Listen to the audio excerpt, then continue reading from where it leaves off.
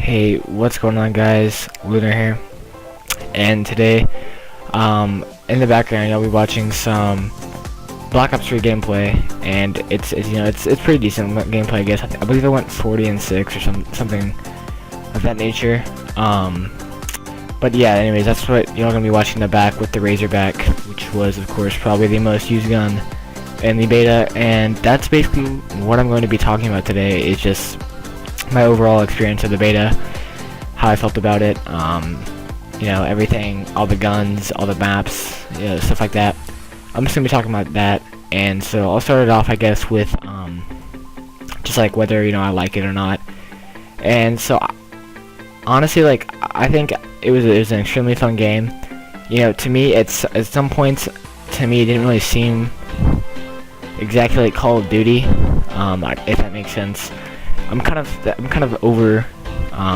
It's a little bit too strong.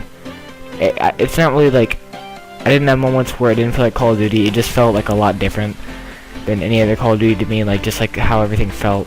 But I don't know, something about the like just how the guns felt, like when you would hit people and when you get hit markers, like something about how they sounded and how they felt. I don't know, it was very, like, every kill felt very rewarding to me, I guess. And I don't know, like it just had that really cool feeling when every time you got a kill, and I think it was really fun. So of course, the guns being used, a lot of people, or most people, I guess you could say, were using the Razorback, of course, because it was an SMG, but it was kind of, it practically had zero recoil. And so you could use it as an AR just as well as you could use it as an SMG. And so I use that a lot on the variety of the 4 maps, I think. Was it 4? Yeah, yes, 4 maps. I used it on, honestly, any of the 4 maps you could use the Razorback on, and overall it just would have been a great gun. A lot of people complained that the damage was a little bit too low on it, but I felt like it was really, I feel like it was a pretty good damage rating for an SMG compared to how overpowered the range on it is, which of course is probably going to get nerfed in the full release of the game, which is actually coming up pretty soon as we speak. Every day it's getting closer and closer, and I'm pretty excited for it. So anyways, yeah, let's get into the main thing that I'll talk about, the movement. Of course, it was extremely controversial thing in Advanced Warfare. A lot of people hated it. You kind of either hated it or either loved it. It was kind of one of the two. You can't really, I guess you can kind of be in between on it, but I was actually one of the people that, I thought the movement in Advanced Warfare was pretty fun, but in this game it was definitely different. It definitely felt a lot different, but it didn't feel bad at all. It felt actually pretty good. The wall running, of course, wasn't as used as a lot of people, like, it wasn't as popular as a lot of people would think. I did a lot just because I thought it was fun, but it's not really one of those things that you can really use that's going to put you at an advantage at all. If anything, it's going to put you at a disadvantage. And so yeah, I thought the wall running wasn't too weird. Wasn't too different at all. And it was extremely simple, actually. You just kind of ran at the wall and then it automatically did everything for you. So I thought that was pretty cool. And then the thrust jumping, I thought it was pretty, I expected it to be a lot more difficult to get used to, just because you kind of have to, like, hold it down. And at sometimes it was, kind of hard to get used to that from just double jumping, kind of spamming the X button for PS4. Kind of spamming the X button, like, to double jump in Advanced Warfare. And, I don't know, I thought it felt pretty good. I didn't really use it, I think sometimes I might have used it in gunfights, and it actually worked out pretty well. One thing I did see myself doing a lot was, like, thrust jumping and then throwing grenades, because it kind of, like, thrusts your grenades forward, which makes sense. So I did that a lot. I also got a lot of, like, thrust snipes. I messed around with the snipers a lot in this game, which I'll talk about soon. But yeah, I got a lot of, like, thrust snipes and, like, strafe kills even with it. I thought it was pretty fun. So yeah, that's my opinion on the wall running and the thrust jumping. And so that was, like, the main thing that people were worried about. I thought it was pretty fun. I didn't see anything wrong with it, really. So let's move on to the maps, I guess. You know, I don't really want to talk about this part for long because, you know, the maps, of course, it was a beta. There's only like 4 maps by the end of the beta, I believe. And so I can't really say much about the maps. I will say that the maps that were on here were pretty fun. Of course, you know, playing them over and over again, they got a little bit repetitive, and so there's kind of a sense of that there. But I mean, that's just how any beta would work if you only have 4 maps. But I'm really excited to see what they can do with the, you know, the maps in the full game. I'm really excited to see what maps there'll be. The maps right now are really fun, and they're really made pretty fun. Calm Island was probably my favorite map. I don't know, I just really liked how it was laid out and everything. And yeah, so like I said, I can't really talk much about the maps because it is just the beta.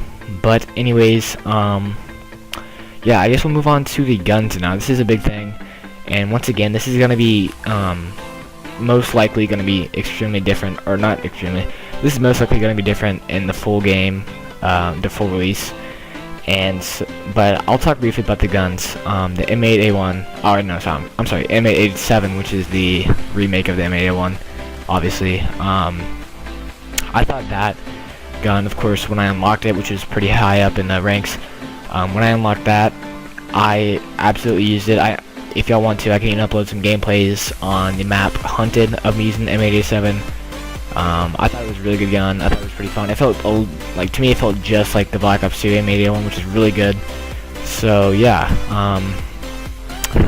the next, of course, I already talked about the Razorback. It's, you know, extremely overpowered right now, just because of the range. It's honestly crazy on it, and so that's like the main strength of the Razorback. But I don't know, I just felt like it was really good, just like in general. And so yeah, and then there's a couple other SMGs I did like. The Vesper and the VMP I both really enjoyed. They had an extremely high rate of fire, but I felt like I had them in pretty well control. So if you can keep those guns in control, then they're really good guns to use, at least so far in the beta. And then I don't really want to talk about the sniping because, you know, they made the decision to take off the auto aim for the sniping, which made it extremely hard for just about anybody except for like FaZe Sprat and Pomage and all them to snipe. I get a little bit more used to it at the end of the beta, but I still was pretty awful at sniping, just because of it was so, like, it didn't feel like anything else. So yeah, that's the sniping. Then I will talk about I guess let's go to well, I talked about the M8A7. There wasn't really any other assault rifles that I actually liked. That was one thing I was surprised about. The M8A7 was really the only assault rifle I liked. I feel like the Man of War was too slow, and then the ARC, I didn't really like it. I don't know. But there is still another AR that is locked for the beta, or that was locked for the beta, and so I'm really hoping that one is going to be. I'm going to enjoy that AR because I know I really do enjoy the M8, but I want to have more variety in my ARs also. I want to, and like the M8 of course is a burst fire weapon, and I also want to have a full auto AR to use. So yeah, that is my opinion on the guns, and let's go right into the specialists. I guess that was one of the really fun things in me. I personally thought the specialists were like, before I was kind of hating on them, I guess you could say. I kind of thought they were gonna be like, oh, this isn't Call of Duty, this is Destiny, you know, this is Halo, you know, some stupid, like, well, not Halo, that doesn't make sense, but you know, I was thinking of it like Destiny or something. And the specialists were actually extremely fun. Like the Tempest, for example, was probably my favorite. Either the Tempest or the Gravity Spikes.